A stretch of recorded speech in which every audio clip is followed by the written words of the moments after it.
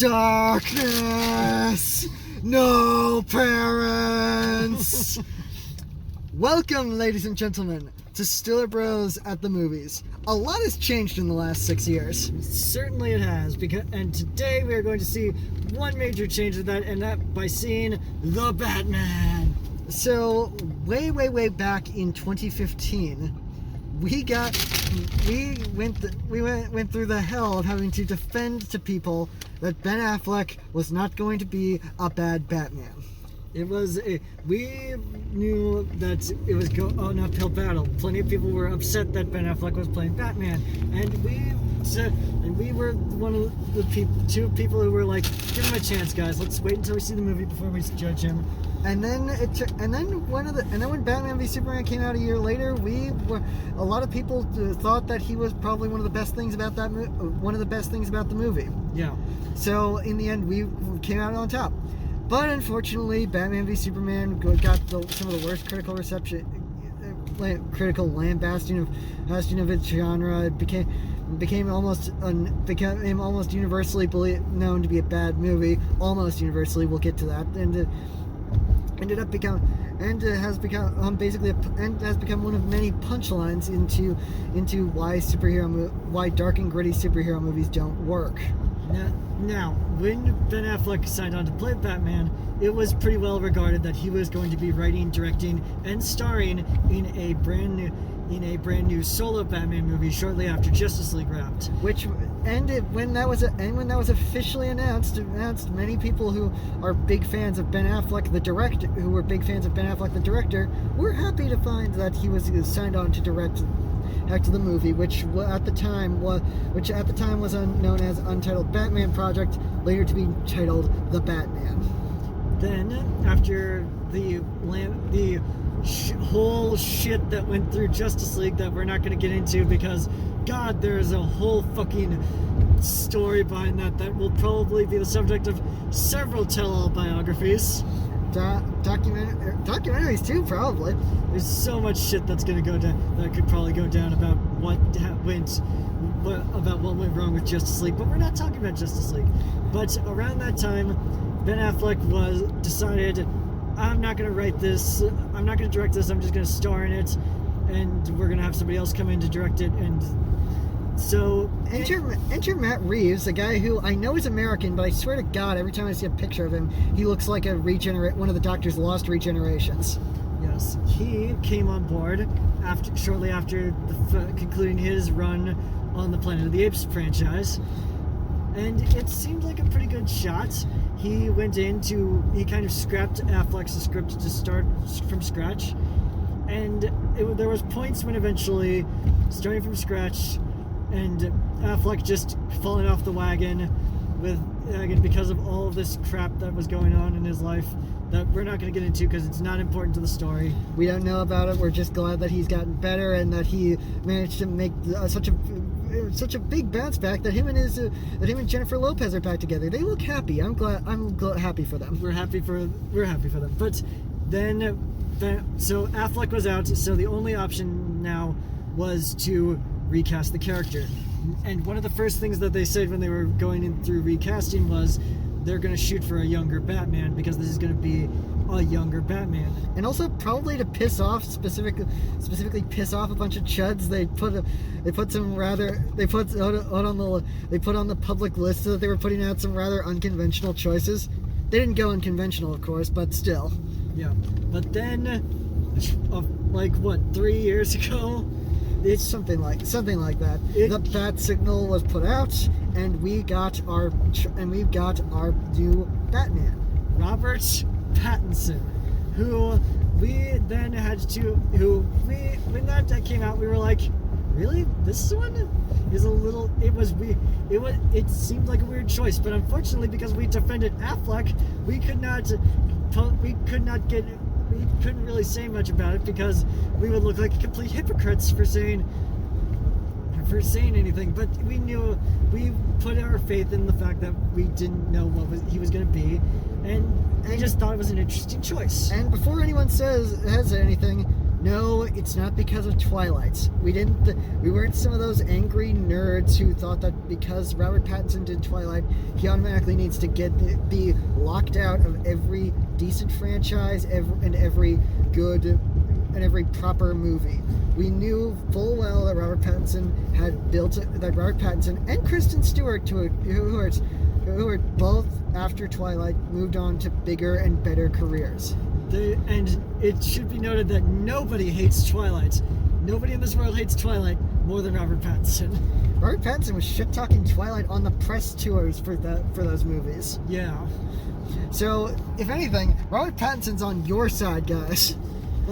But the reason we didn't think that Robert Pattinson could do it the reason we weren't entirely sold on Robert Pattinson as Batman was because I was still hung up. Personally, I was still hung up on the physicality he had in Twilight, where he was still skinny. Like, I don't need Batman to be like big, to be like a bulky UFC fighter like Affleck, like the way that they made Ben Affleck do it.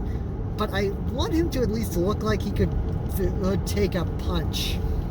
And then obviously time went on, they started filming, then COVID hits, they shut down, they started back up again, they shut down again because Pattinson got COVID, they started back up again. There were so many starts and stops of production alone. That eventually, when this movie finally finished, in the midst of all this, this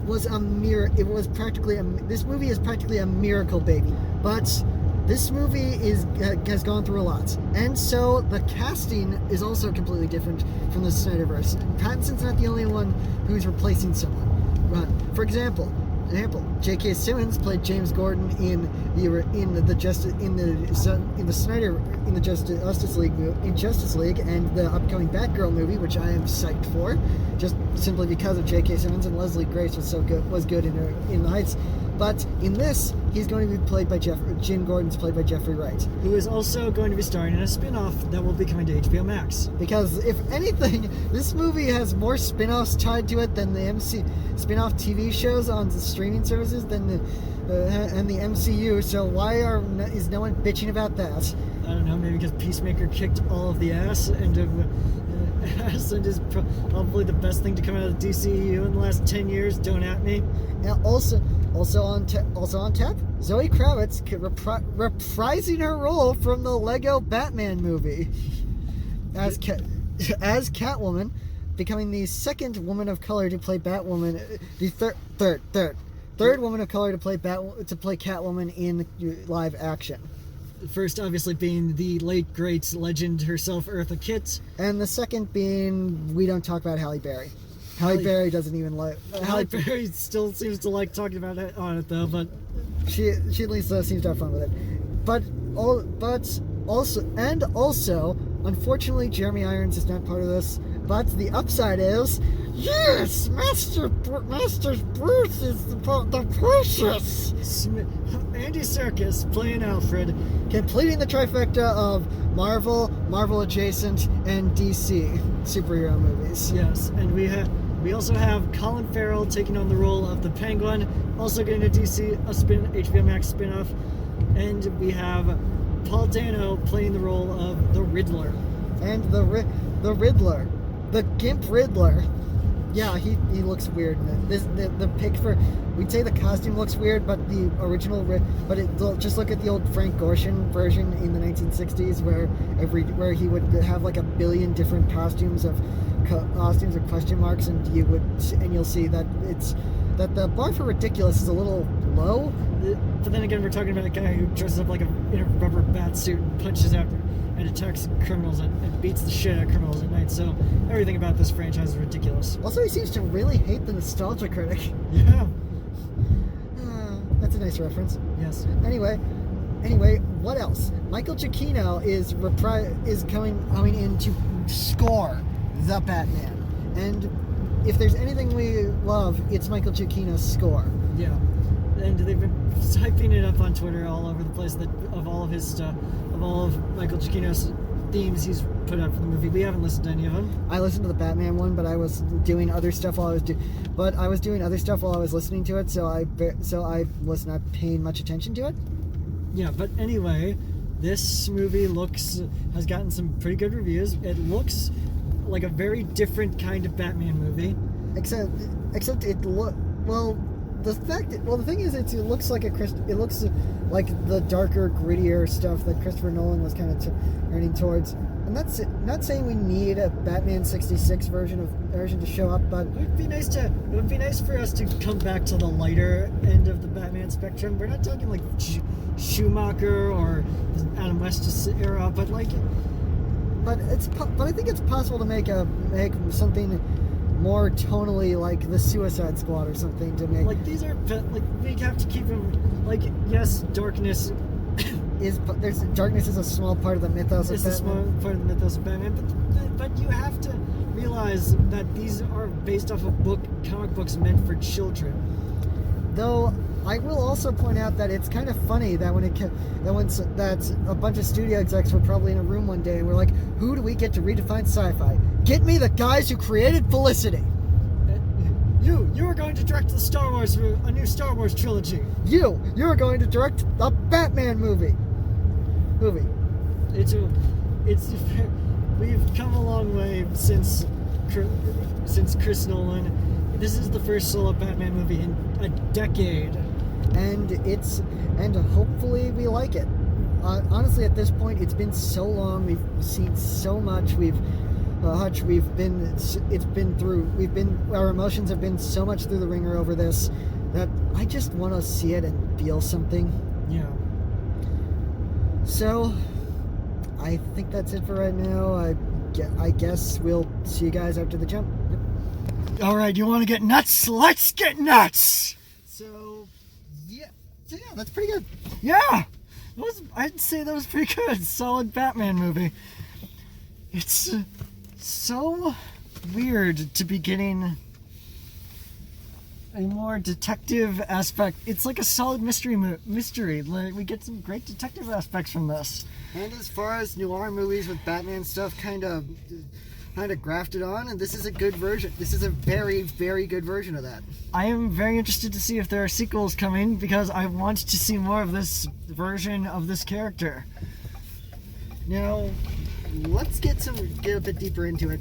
First of all, Michael Giacchino's score is fantastic, especially one of the motifs he came up with for Batman that is very big and powerful, and especially takes on during a particular car chase scene. Takes on a more Elfman-ish kind of feel. I mean, obviously, Michael Giacchino is going to take cues from all of those who wrote Batman scores before him. So the likes of Danny Elfman and Hans Zimmer and the others that have come before him. And it all just flows so well. It's one of the most fantastic things. When it comes to acting performances, Jeffrey Wright is a solid Gordon. Zoe Kravitz is seductively good at this Catwoman. But really, I think the two standouts are Paul Dano and Robert Pattinson, specifically because Paul Dano is crazy, but is crazy as the Riddler. He goes deep into this kind of character. He's not exactly a Frank Gorshin Riddler, though I do love one point where he kind of turns it around, because this interpretation of the Riddler is a live streamer. Yeah, and one of the interesting things is the fact that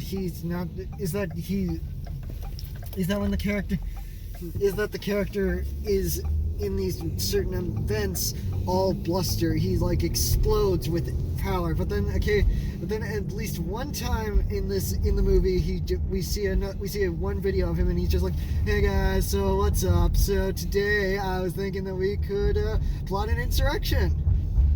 It's very interesting to see everything that came into this movie. Pattinson just kind of kills it as Batman.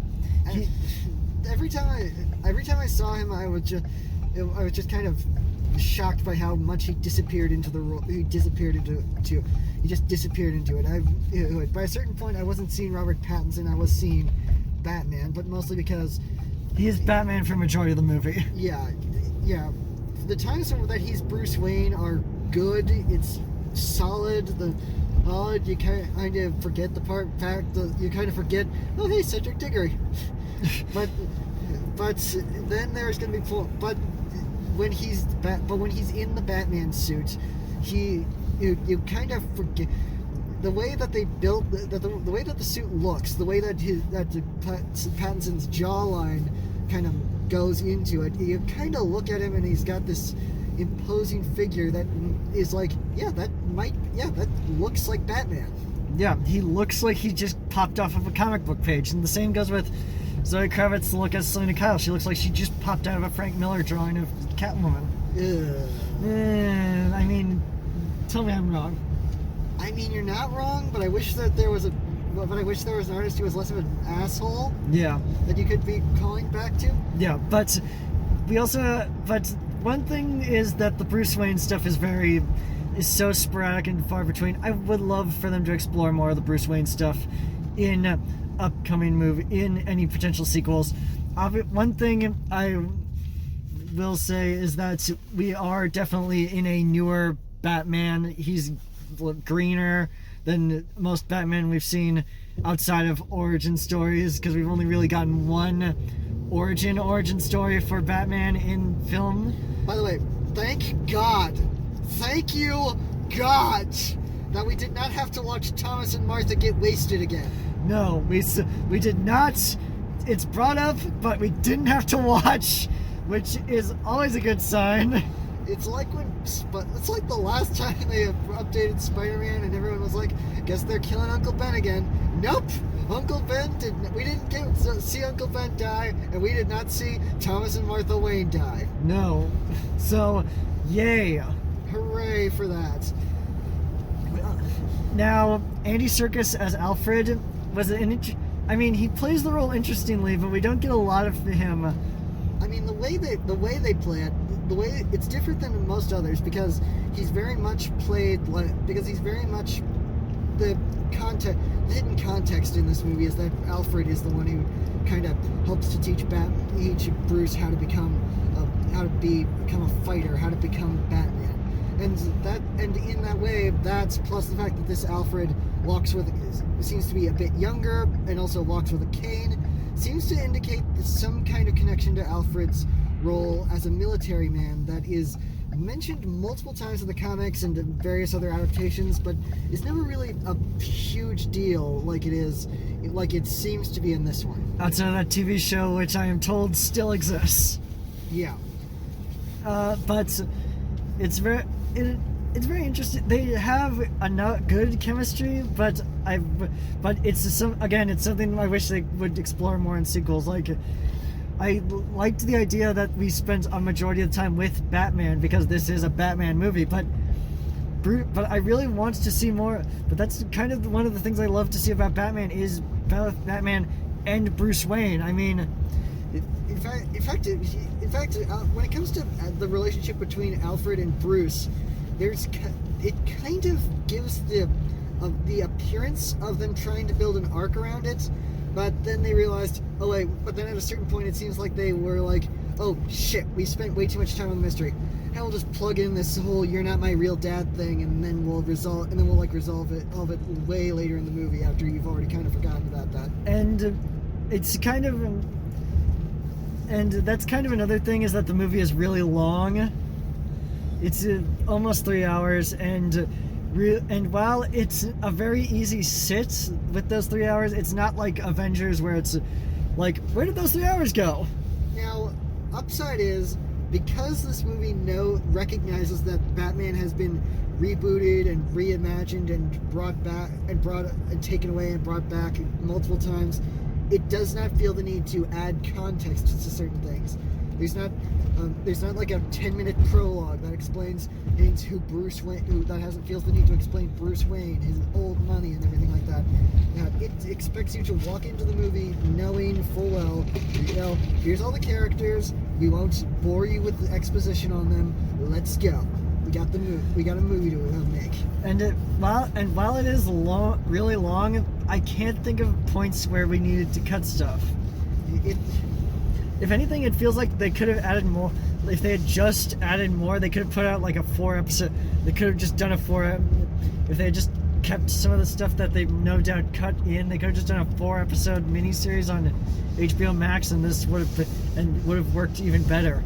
Of course, now they're making about 1 billion series on HBO Max, so which is why I can kind of see why they would be doing it based on this movie. Like, this needs time to marinate. Yeah. Some of this stuff needs time to marinate, and a series would be great. So and when it comes to the villains, when it comes to other side villains, there's 2 ones that I'd like to bring up. There's 2 that we really need to bring up in particular. One who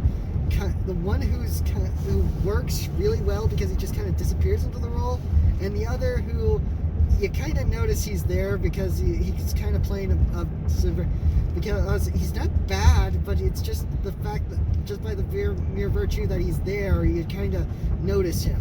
Then that's Colin Farrell disappears into the Penguin so perfectly that my one jokey thought is, so the reason they didn't cast as De Niro was just simply because he was already in Joker, huh? Yeah. And then John Turturro, it's not because I'm not saying he's bad in this. I'm just saying that because I recognize he's John Turturro, it's just the slightest bit distracting. It's John Turturro in a Batman movie, so you just kind of like, what's that Coen Brothers guy? What's that guy who's in all those Coen Brothers movies doing here? Yeah. So once again, he's not bad in it. He's pretty good. He's menacing when he needs to be. He's fun He's fun as the one mafioso in Gotham that anyone actually pretends to care about. Who doesn't have some kind of weird gimmick. He's a John Turturro role is basically what we can say about him. And as far as it goes, it's an adaptation of loose adaptation of the comic book storyline Hush and The Long Halloween, and so it kind of builds off of all these, and it's got this mystery to go off of, and it's a well constructed mystery. It's got a couple little red herrings here and there. It's hidden deep in. There's a lot hidden deep in the well. Hell's Matt Reeves. He's kind of learned from J.J. Abrams how to use the mystery box, and hopefully next time he opens it up, it won't cause an uproar. For the record, although it already caused an uproar by not being Ben Affleck, directed by Zack Snyder. Yeah. But I think this is good. But this is a really good movie. Yeah. So at best, a fantastic addition to the Batman mythos. At worst, solid. It is a very solid addition to It is a very solid Batman film. A very good standalone Batman film, which we haven't had one of those in 10 years. And it kind of feels like we've been Batmaned out at this point. Hopefully the next one will be a lot shorter and have a lot more fun and be a lot more character focused. Hopefully, and I hope that this is given room to breathe. It's good. Yeah. The Batman is good. Yeah. Anyway, guys, I think that's pretty much all we have to say, and be sure to like this video, subscribe to this channel, leave in the comments what you thought of The Batman. Please, Snyder stans, give it a rest. We can just block them if they act like if they just take over the comment section and act like dickheads. Yeah, but anyway, don't forget to tune in next time when it's gonna be May. Bye.